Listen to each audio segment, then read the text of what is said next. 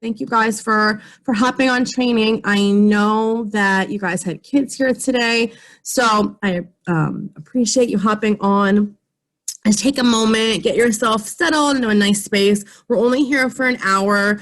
I'm going to do the first portion of training, and then Cheryl and Kirsty are going to jump on to do the second half of our training today. You guys know I like our trainings to be interactive, so please ask questions, comment, whatever, express what you need to in the moment.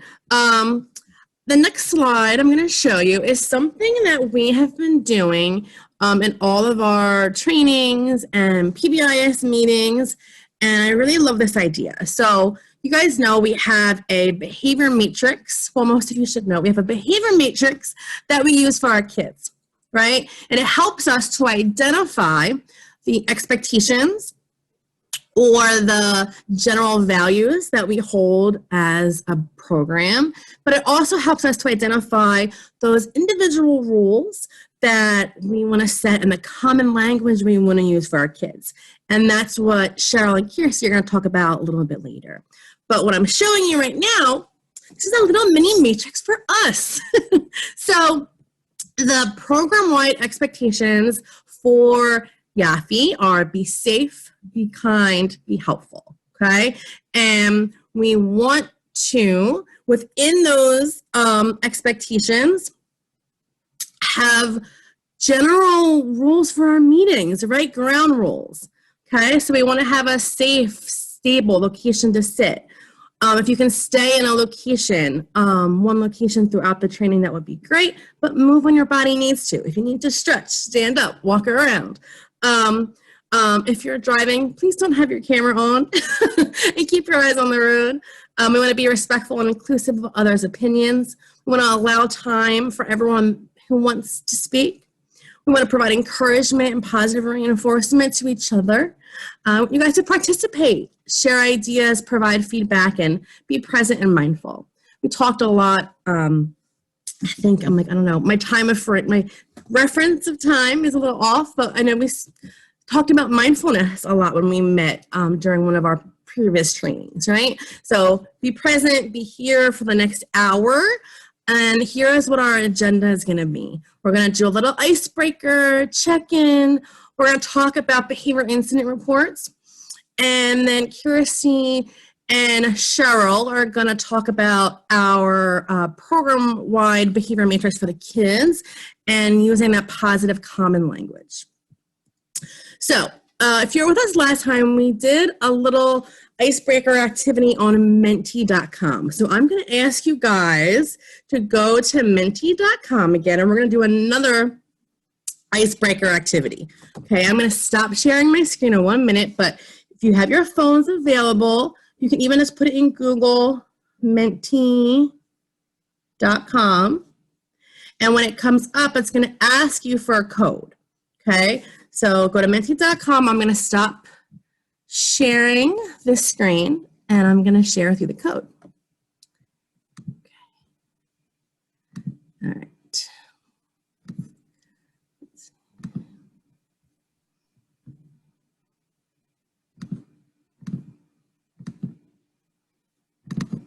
All right, so, all right. Your code, if you can see it at the top, is 37612472. So 37612472, and hit submit. And it's going to ask you this question. We do this a lot in my behavior team meetings. So we talk about wins. So our weeks and our days are filled with wins and losses, right? Just like when we talk about our 5-to-1 ratio, we talk about deposits and withdrawals, right? So kind of the same thing. So I want you guys to share a win, and we're going to see them as they come up on the screen. A lot of you are going to put your vaccinations on there, definitely wins, right? But what is one win for this week? It could be personal, professional, something positive that you can share that happened this week. So take some time, think about it, put a short answer in, and it'll come up on the screen. I'm going to add one too while we're sitting here.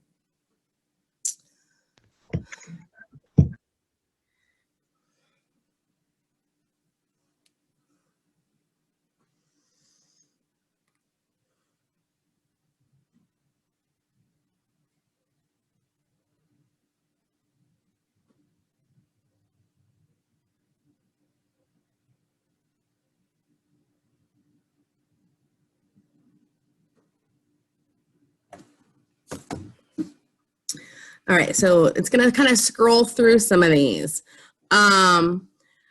So working out every night this week. Wow, that is definitely a win. Got through all her observations today. Got out of bed every day. Yes, see?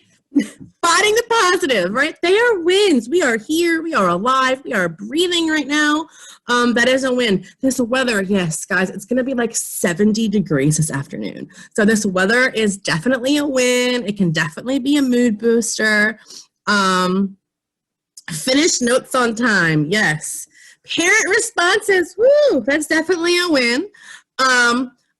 Outside, getting the kids on the playground. Yes, I should have added that too.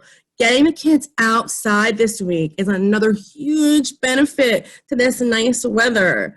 Pause, let's see. I can pause the scroll. Oh no, let's enter to resume scroll. I can't show all these wonderful wins at one time. I want to see everyone. Seeing all the smiling faces back at school definitely is a win. I think seeing kids in person, getting that interaction, right? It fills our banks, right? Like being virtual was hard, right? When you don't get that interaction. So seeing the kiddos' smiling faces definitely helps. Went for a walk and cleaned your house. Yes. Oh my gosh. It's like so weird, like getting older. It's like when I get the opportunity to clean your house, it feels so much better. I'm like, wow, this is great. You know, too much clutter can hurt your anxiety, right? Let's see.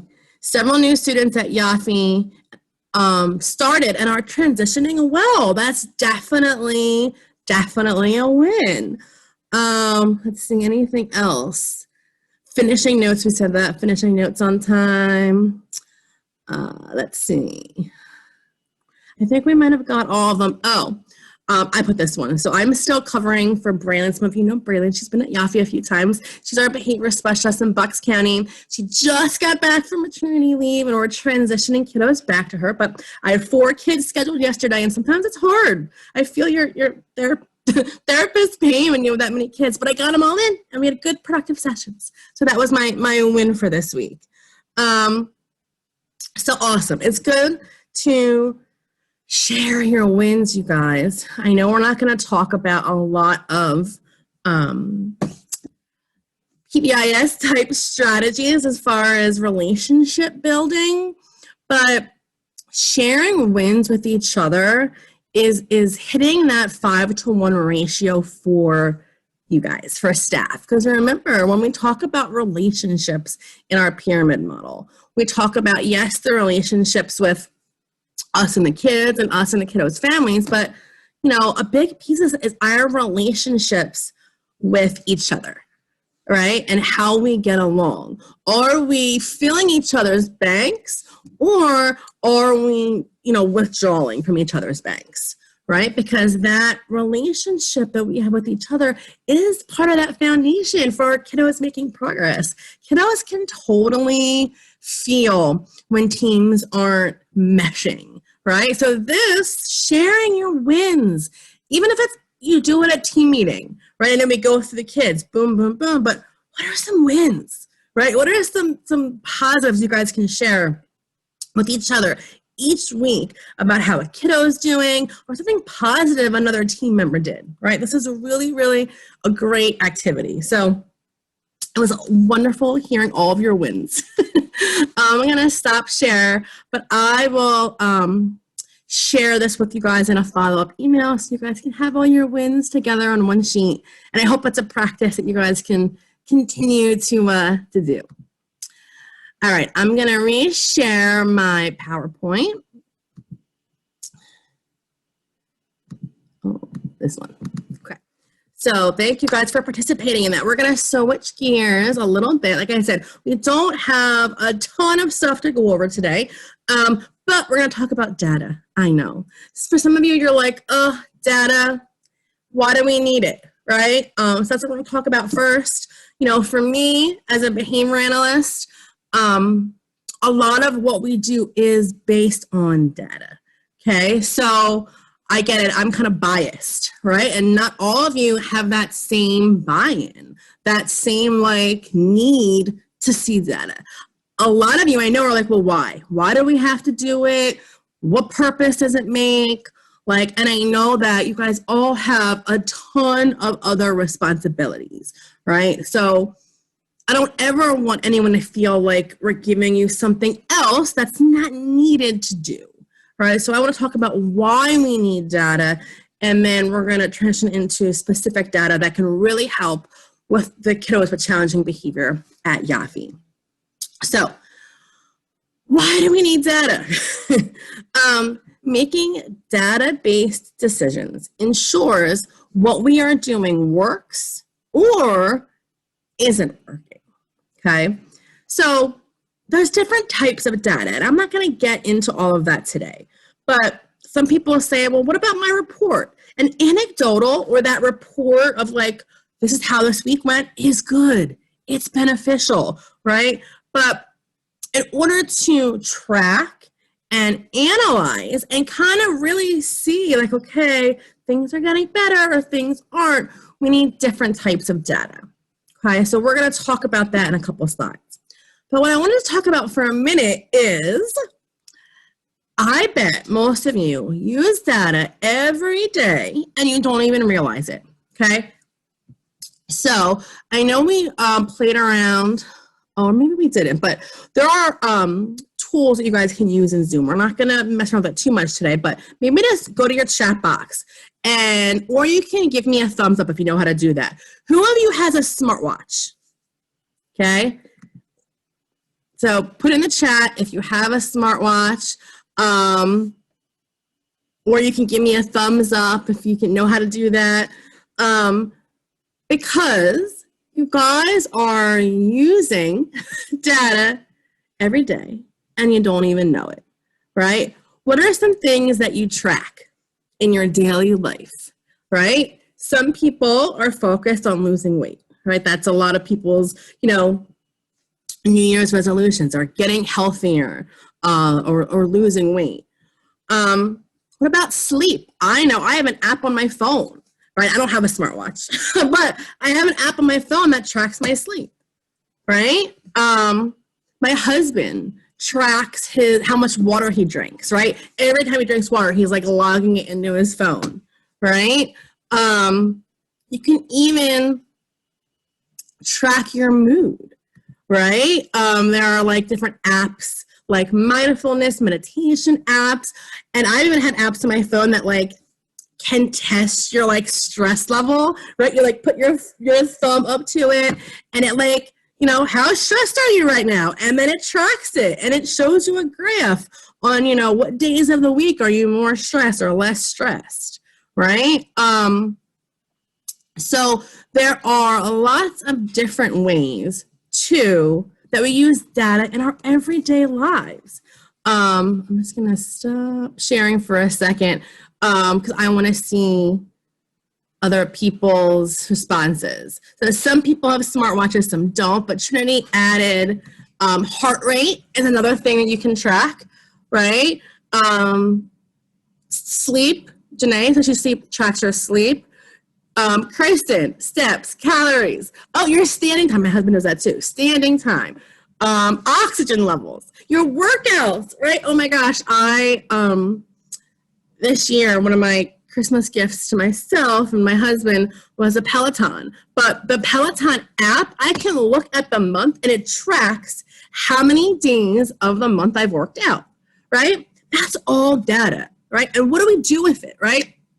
So I can see, okay, I worked out 4 less days this month than last month. So that's going to tell me that my rate of exercise has gone down. And that's not what I want. I want it to increase. So what am I going to do? I'm going to use that data to change my behavior and exercise more this month, right? So that's the whole purpose of tracking these different things, is so that if Kristen, for example, doesn't have enough standing time in, what is she going to do? She's going to change her behavior to stand more that day. And a lot of you track your steps, right? There's step trackers on your phone or on those watches. If you're not meeting your step goal, people used to have like these crazy like contests of like who's gonna like hit the most steps. What do you do if you're like, oh, my step count's low? You start climbing those stairs, right? So you're using the data to inform or change your behavior, right? So we do this all the time and we don't even realize it, okay? But data is needed to make decisions, right, to change our behavior, okay? Thank you guys for participating in the chat, those of you that did. I'm gonna reshare. It's hard for me to see sometimes when I'm in my screen sharing. So now for us, data in early intervention at Easter Seals. Why is this important? We wanna track student progress in all areas, including behavior. Sometimes it's like related services are over here, right? With like speech, OT, PT, and then behavior is kind of off to the side. We don't always include behavior as a related service, but it is, right? Not all kids have it, but not all kids have PT either, right? But it's a related service area, and data is just as important in behavior as it is in all those other areas. Now, the difference with data collection in those other areas it's primarily progress monitoring. But I bet you guys anything, all of our therapists, right, either they have data sheets or their own systems of how they track progress on those kiddos' IEP goals. That's their data, right? And based on that data, right, they update those kiddos' goals at their annual IEP. They say, you know what, so-and-so is making really good progress. He has been able to effectively communicate his wants and needs, 3 out of 5 opportunities over the past, 10 sessions. That's data, okay? So data looks different, and it's used in different ways. When we talk about data for behavior, a lot of times it's seen as something extra and not as something that's needed to inform practice. But it really, really is needed to make data-based decisions, again, on what's working and what's not. And the other forms of data, like anecdotal report, are important too, right? But without the data, the numbers of frequency of behavior, or we're going to talk about BIRs, right? Without that data, right, it's really hard to make progress or to move in the right direction. Okay, so we're going to switch gears to BIRs. And for some of you, this is going to be a review. Before COVID, I'm so sick of saying it, sometime before COVID, you guys implemented BIRs, or behavior incident reports, at the Yaffe program. And you guys kicked butt doing it, okay? You guys, we were getting them consistently, and we were able to use them for the purpose that they were intended, right? And here are some of those reasons. Here is what it is and why we want to use them, okay? But I have to say, before BIRs were implemented, it was kind of a scramble when a child started displaying challenging behavior. It was kind of a scramble of like, okay, what do we do? Let's get support, we need help. And the BIRs, when we had them implemented, gave us some early insight into kids that were struggling. We want to know, right? When I say we, I mean the behavior department, right? We want to know early on those kiddos that are having a hard time, okay? So that we can provide strategies and support early, okay? And maybe those kiddos won't need additional support. Maybe they won't need a PCA, or maybe they really do need that support. So we can help you guys to get data collected, right, and analyzed so that we can share with the service coordinator and say, hey, this is what is happening. Here's what we're trying. Here are our strategies. Here's our data. It's not working. We need more, right? So that's why we use these things. So what is the BIR, Behavior Incident Form? So it's one page to record an instance of a new challenging behavior. The goal is to do this quickly, okay? 30 seconds, okay? It shouldn't take longer than that. If it's like a tantrum, okay, you can use one form. You can check multiple behaviors, okay? You can put it all on there. You can put like tantrum lasted 10 minutes and this is what I saw, okay? Also, if it is the same exact situation, let's say a kiddo is grabbing a toy from another kid or he's pushing another kid and the same exact scenario happened multiple times, I don't need like 10 of these, okay? You can fill one out and tally at the top. This happened 5 times today, okay? This is not meant to be something that's going to stress anybody out. It's meant to help and inform us of areas or kiddos that we can help out with, okay? So this is our, I can say, our first line of data when challenging behaviors start to occur. If a kiddo in your classroom already has data in place, you don't have to do this, okay? If they already have a data sheet and they have behavior support involved, you don't need to do this. This is for new challenging behavior, okay? So new instances of challenging behavior. Okay, and I always say there's a big 3, okay? Aggression, serious eloping, which means out of the classroom or off of the playground, okay? Not like eloping within the classroom. And then self-injury, okay? So aggression, serious eloping, self-injury. They're the big 3. If a kiddo in your classroom is displaying one of those behaviors, and they don't have any data in place, you should be filling out a BIR, okay? Or here's some also, okay? If there's other forms of challenging behavior, and you've been trying all of the known strategies, all of your PBIS skills, and it's still happening. So let's say it's not a big 3. Let's say it's like non-compliance or dropping to the ground. Right? And you guys are pulling all the stops, okay? You're using visual supports, you are putting your hand out, you're following those safety net guidelines, you're waiting them out, you're using safety care, you're doing everything, and this behavior is not decreasing, okay? You want to fill out a BIR, okay? If it's a developmentally expected behavior, you don't need to fill these out. So let's say, you know, a kiddo, Johnny, takes Billy's toy and then Billy swats him. Don't fill it out. That's developmentally appropriate. If a kid takes another kid's toy, that kid might get upset. So developmentally expected or appropriate, you don't need to fill these out, okay? Here is what the actual paper form looks like, okay, if you have not seen it before. Again, like I said, I'll send out or I'll send to Cheryl and Jen a follow-up for this training that has the actual form attached. But you guys should have clipboards in your classroom with these one-pagers on it, okay? So don't worry about the child ID for now, and we're gonna get there. But you wanna put your classroom, the date, time, you can put a little description. It can be so easy, it can be simple. Self-injury, hit. And then the rest are check boxes, okay? What was the behavior? If there's not a check there, you can just write it in. What activity was happening? Who was involved? Possible motivation. If you don't know it, don't check it. Just write IDK. I don't know. And then your response. What did you do? You don't need to do the admin follow-up, and then there is a spot for comments.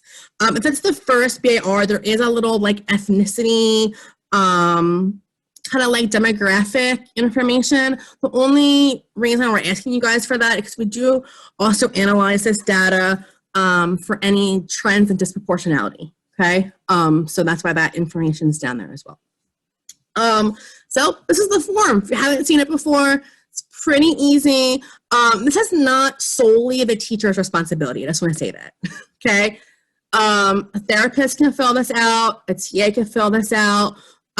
Just make sure the teacher knows, right? Like the teacher is kind of like the, you know, the lead, right? She's the she's the head of this operation, right? So if you're filling one out and you're gonna hand it in, just to make sure the teacher is aware. She might even want a copy for her own records. Okay, there is a bin. I just moved it so it's like in the middle of your mailboxes downstairs. It's the same bin we used to use. It's in a little folder, and we will be checking them weekly, or even daily if Kirsty's down there, just to see if and when these are coming in. This is not new. This is kind of what we were doing before COVID. We want to bring this back, remind you guys this is happening. But what is new is we do have a computer-based form. So I just want to show you guys this. Now, I have to say, Cheryl, like, this was originally made on a Google form before we did the whole big transition to Office 365. So Cheryl is amazing, and she transitioned it all to a shared folder on our SharePoint. So thank you, Cheryl, because I was like, I have no idea how to do that. So you can fill the BIR this way. Our big plan is to get these links loaded on your iPads in the classroom. Now, they are not on there yet. If you want to be a go-getter and you know how to do it, go ahead. But I know I got a little lesson from AT on how to load them. I do have some instructional videos that were made for me and my team. So we will be loading these onto the classroom iPads. They are not on there yet. As a follow-up to this training, I'll send you this link. So you can keep this link. You can bookmark it if you have a desktop on your desktop in the classroom. But the goal is to get these on the iPads as well. Okay? But I'm going to stop sharing for a second and show you what the actual form looks like.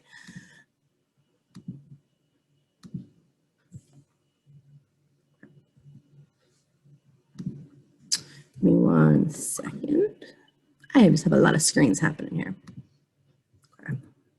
Close that out. All right. Here we go. So it should come up. Microsoft Forms. Okay. So this is what it looks like. Okay. So you can enter in your name, the classroom.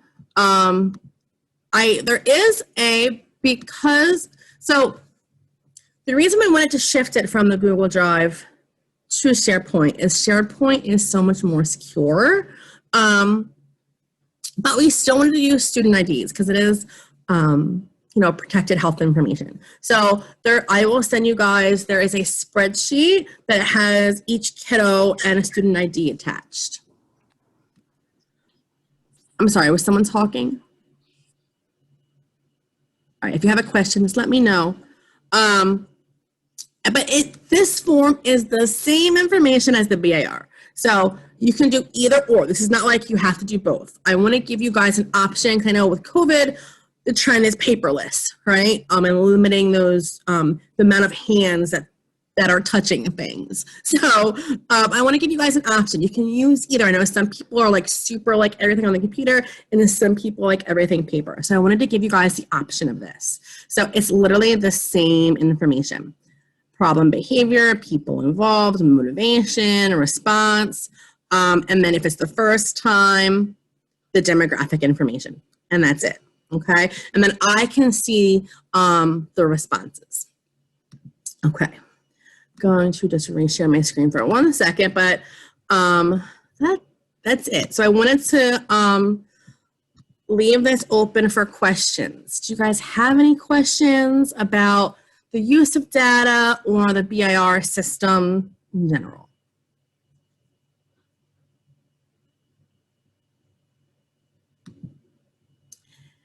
Everybody's A-okay with using it. If you have questions, please ask. Okay, if you don't feel comfortable asking now, you can ask Cheryl, myself, Kirsty, the classroom teacher, and just, let us know. Okay, let us know if there are questions. But we want to use these, like I said, we're going to track them. And then that gives us data, right? We put this into an Excel spreadsheet. We track the BIRs, right? So, and just because you fill out a BIR doesn't mean we're going to come like rushing into your classroom, right? The purpose of the BIR is they get filled out, and then someone's going to reach out to you and say, hey, saw this BIR, what's going on? Do you need help? You might say, you know what? I'm okay right now. I just wanted to fill it out. Let's see how it goes over the next couple of days. Or it might be you fill out a BIR and you're like, yeah, I really need help like right now, like yesterday. So just let us know. The behavior team is here to support you guys, and we really want to provide you with whatever help you need in the classroom, even for those kiddos, like we said, that don't have that formal behavioral support in place yet. Okay? If you don't have any more questions, I'm going to turn things over to Kirsty and Cheryl. Who do you guys want me to make host so you can screen share? Hi, Danielle. Thank you so much for that informative presentation. I look forward to using the BIRs. I think that everyone who knows me knows I'm a data nerd, so it makes me really happy that we have additional ways to collect data. But if you could make me host, I would like to share. Kirsty and I are here together, but we're using my computer. All right. You should be good to go. All right. Hi, everyone. Thank you so much for staying on this beautiful day. I know that we had our kiddos went home early, and I hope that you have windows in your classrooms open and are looking out because it looks beautiful. So we went over the BIRs, which, like I said, I think Danielle covered beautifully, explaining like how important the data collection is. And honestly, we have all these experts here to help us when we get stuck, because I don't know about anyone else, but there are times when I see a behavior occurring and you get a little bit stuck and you need a new fresh set of eyes, new perspective to help bring in some new strategies. So let's get on those BIRs. Kirsty and I are going to talk a little bit about communication and talking about common language that we use within the building. I hear lots of us using common language. So it's something I wanted to go over because I think the more consistent we are as a group, the better our students are going to respond to the positive language that we're using, and we're going to see more positive behavior when we're all using that same language and pairing it with visuals. And children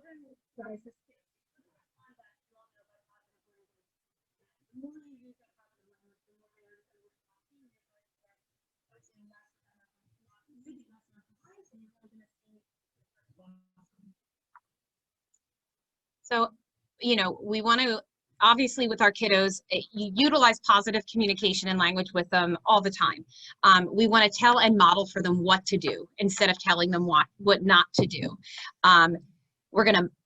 Many of our children do very well when we give them models prior to a demand, as well as utilizing picture icons.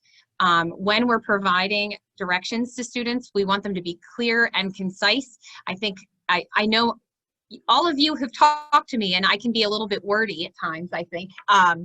For our students, really concise, single step, directly telling that student, either showing them and then directly telling them what it is that you want them to do. Using language that they understand is really important. Every once in a while, I feel like I'm reading a novel when I'm talking to children, and recognize that that's not the best way. One of the other things that I hear a lot of us using, but every once in a while I personally get stuck with the type of positive reinforcement for when a student is demonstrating that appropriate behavior. So that's going to be something that we talk about today as well, because we want to consistently reinforce the replacement behaviors that we're working on teaching so that we see them more often in the classroom. And when you see that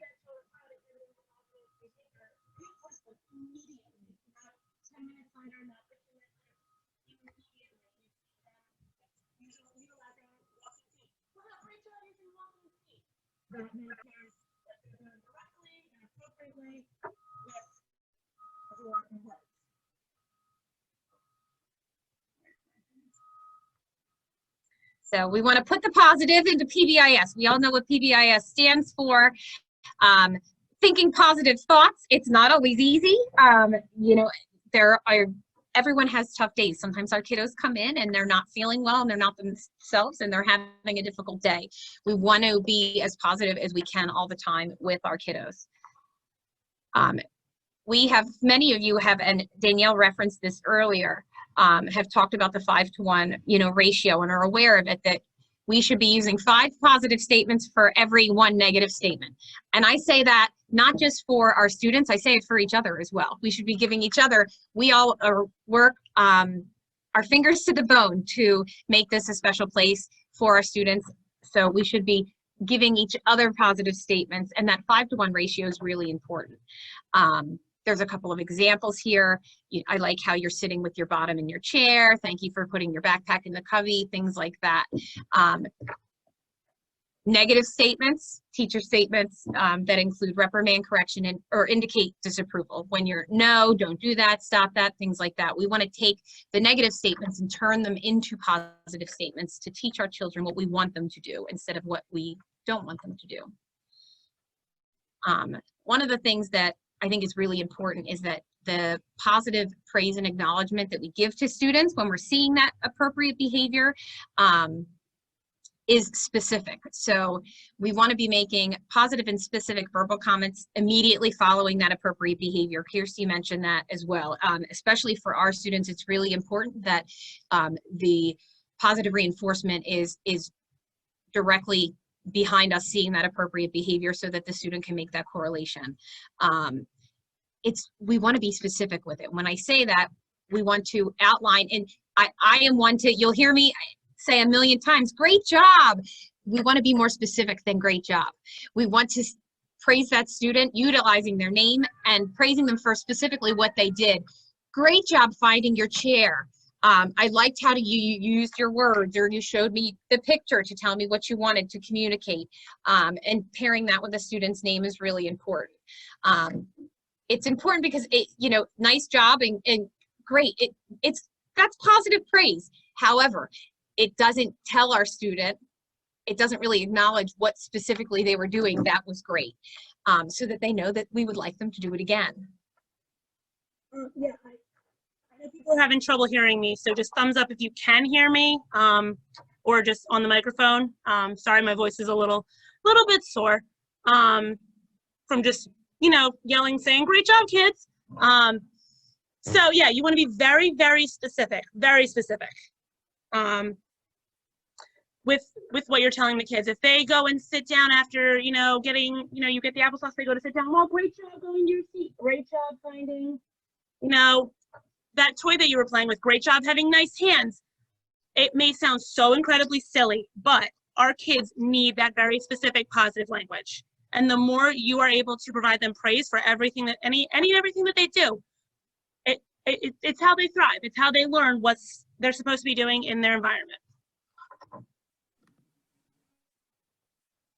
So again, use the student's name to get their attention. Make sure that you're acknowledging them in a positive way, being specific with the behavior. Thank you for student's name. Thank you for cleaning up the blocks. You put your toys away. You follow directions. Really highlight and pay attention to that behavior that you want to see more of in the classroom. So I'm going to keep doing this. So going back to their name, make sure when you're using their name, it is in a positive way. You're not saying like, Mackenzie, no, don't do that. Mackenzie, stop that. Or, AJ, no. You want to always, when you're using their name, it should be paired with some positive reinforcement, because you want to show them, hey, I'm acknowledging that what you did was positive and I'm proud of you and great job. Let's keep it up. So I'm going to, and I know this is everyone's favorite part, I need you to share. So I need you to unmute when you would like to respond. So we're going to do a quick, I just want to, we're going to go through, say this, not that. We're going to take this statement that's negative. How do we turn it into a positive? What kind of thing will we say to our kiddos? So instead of saying, don't run, someone jumps out. What do we say to turn it positive? What do we say to kiddos? Use your walking feet. Yeah, that's what I like to hear. I think that's pretty common. We tell kiddos all the time, use your walking feet as they're walking nicely. Great walking feet. Walking the whole way down the hall.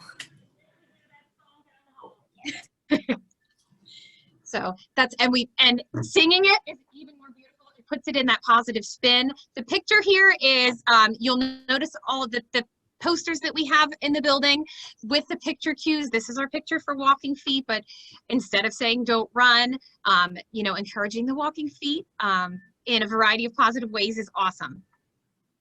How about instead of saying stop climbing, because no one in our program ever climbs on anything, what do we say? Feet on floor.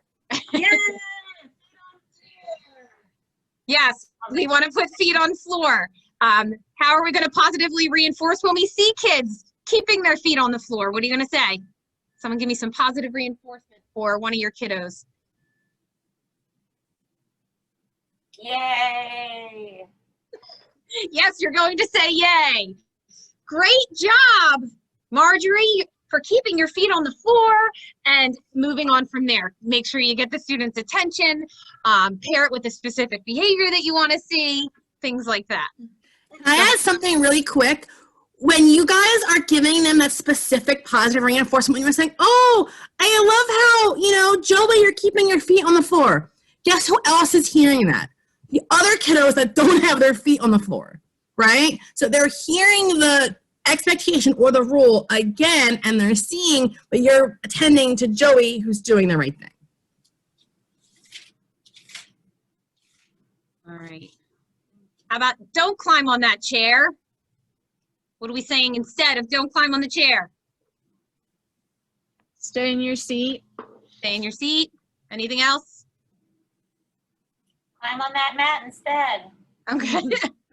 Give them another option. Beautiful. What about bottom and chair? There's lots of good stuff in the chat too. Feet on the floor, bottom in chair. Chairs are for sitting, and we're going to give that specific positive reinforcement. I'm so happy to see Josiah sitting with your bottom in your chair, ready for circle time. And again, like Danielle said, it's not just providing specific praise for him. All the other kiddos are hearing it as well. And that's one of our icons for bottom in chair, sitting in our chair. How about instead of no hitting? Nice hands. Nice hands. Hands to self. Hands to self. I love that you're Gentle just gentle hands. We're shouting out there. So yes, gentle hands. These are our icons for gentle hands and feet. We got a nice picture of feet here too.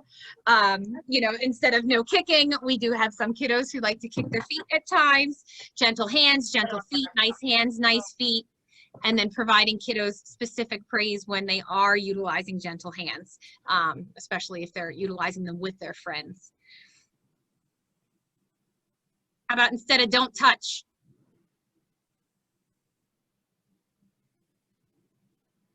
Wait. Wait. Oh, I didn't mean to click that, sorry.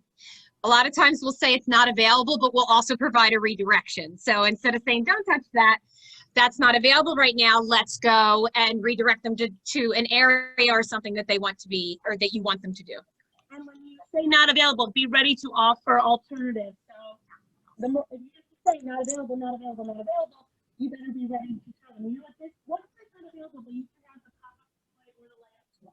Be ready with those options because, you know, they're going to hear not available, but if you give them those options, they want to hear access to them, and probably easily redirect them.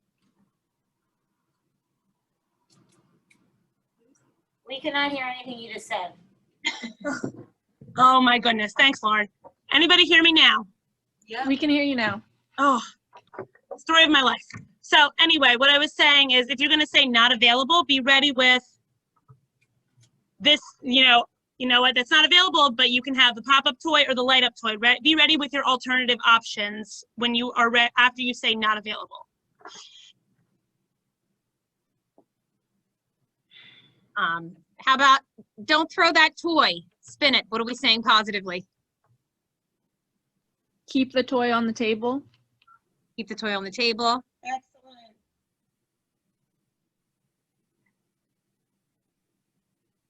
Yeah, toys stay on the floor, toys stay on the table. Model appropriate use of the toy for the student. provide them with that specific positive reinforcement. Yeah, show them exactly model, show them what's supposed to be done with it. Not safe, all good options.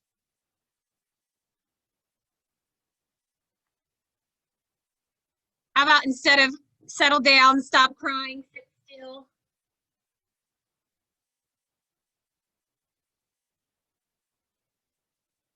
Crickets. We're quiet.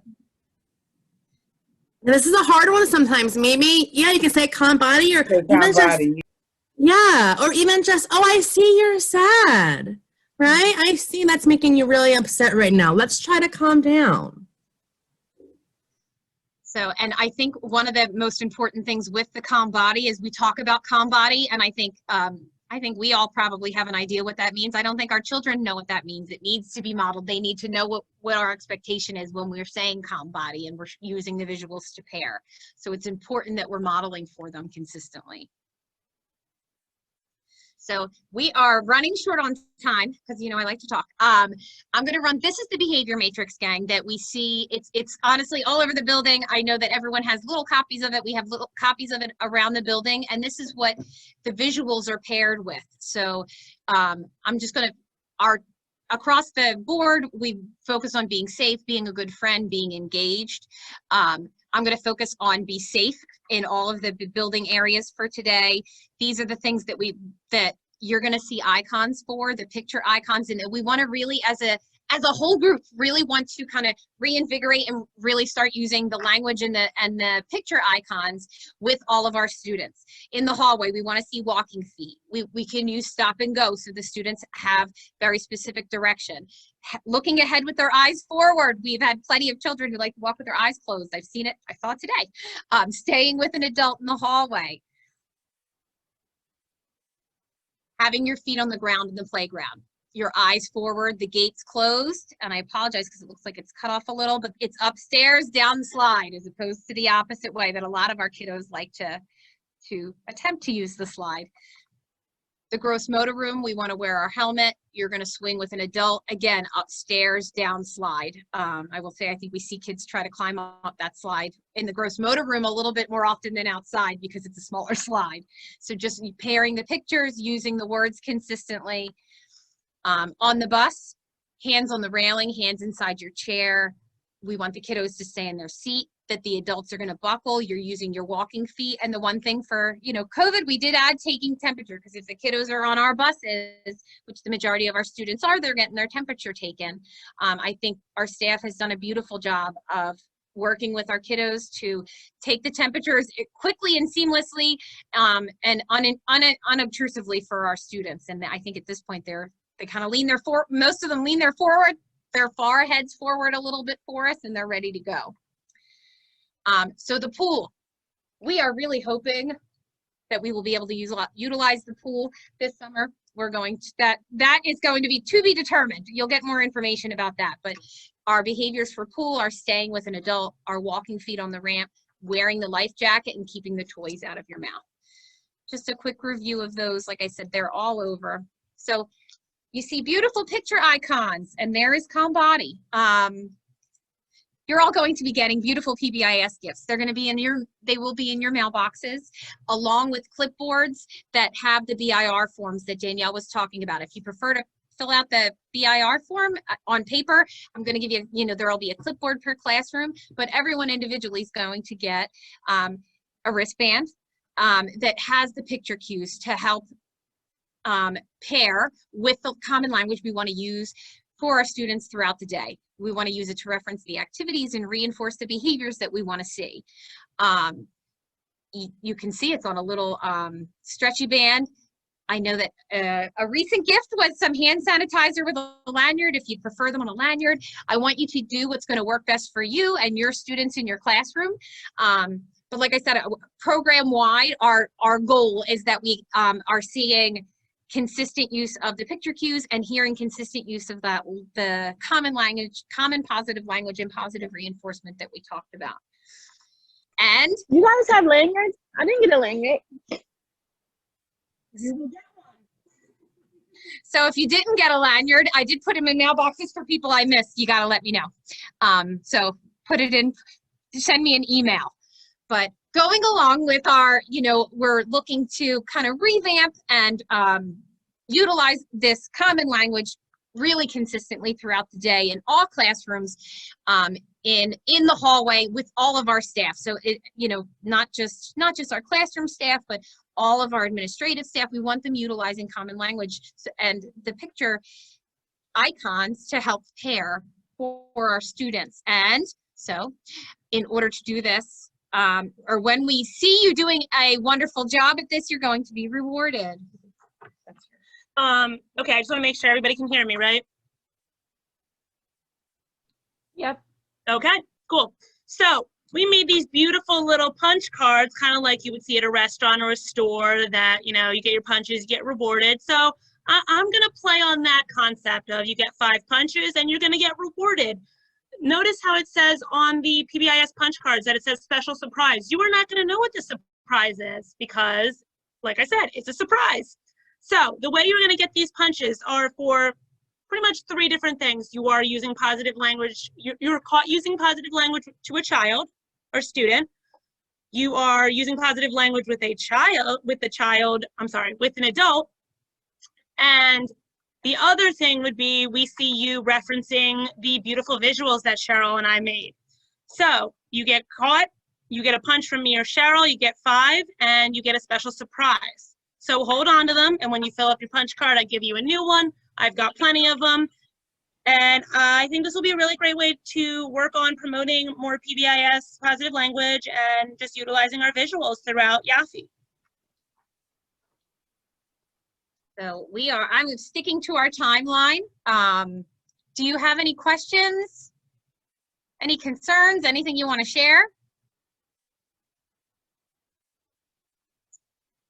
So I want to basically give a shout out and say a big thank you to our staff. A lot of our staff really helped with cutting and laminating all of the picture icons for our children. So thank you to Anisha, and thank you to Letha and Miss Gwen and everyone who helped cut out many picture icons for all of the staff to have and help laminate.